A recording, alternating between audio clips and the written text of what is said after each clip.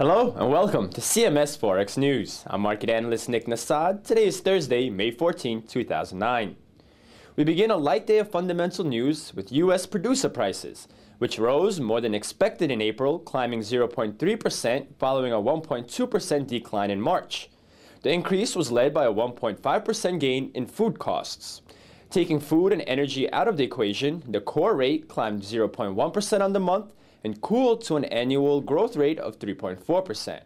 Energy prices, which fell 5.5% in March and were a main reason for March's figure, were down only 0.1% in April.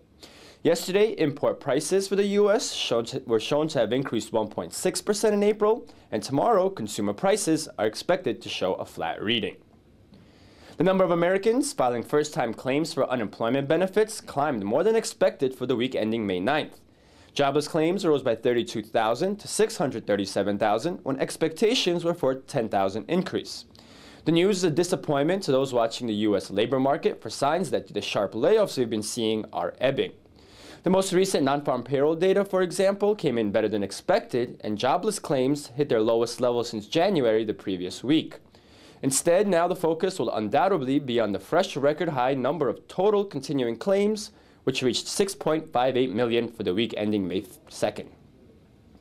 The euro-dollar pair, after sliding in yesterday's trading as a result of weaker global equities and risk sentiment, found support overnight and rose to the 1.3650 level in New York trading. A level of resistance from the past 2 weeks has now turned to support. European equities turned positive in a late rally, and U.S. stocks were higher on the better retail store earnings, which helped propel the pair higher in later New York trading. The return of risk appetite in equities weakened the yen, which has been gaining this week. The Aussie-yen pair, for example, had slid 500 pips since Monday before finding support at 71.10 overnight. In today's New York session, the pair rallied 180 pips, reaching 72.90 around 3 p.m. Eastern.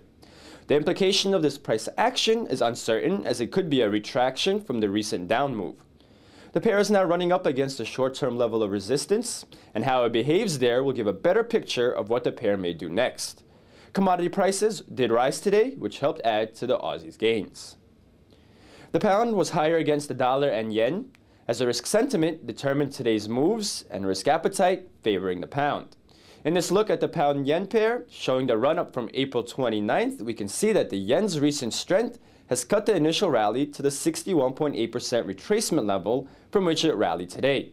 The short-term level of resistance established by connecting our recent highs is around the 147 level, and we'll see if the pound continues its rally to that level or if risk sentiment turns the pair back downward.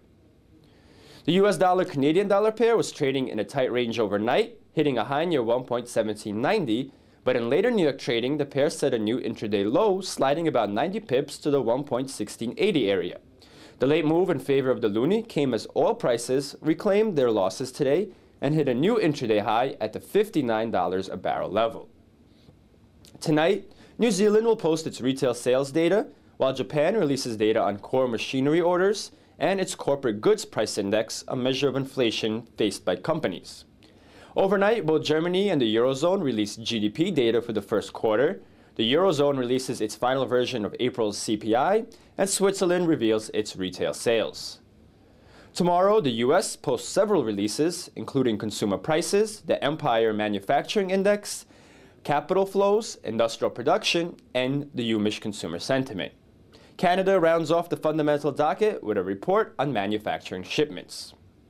And that wraps up today's broadcast. Thank you for joining us here at CMSFX.com, and happy trading.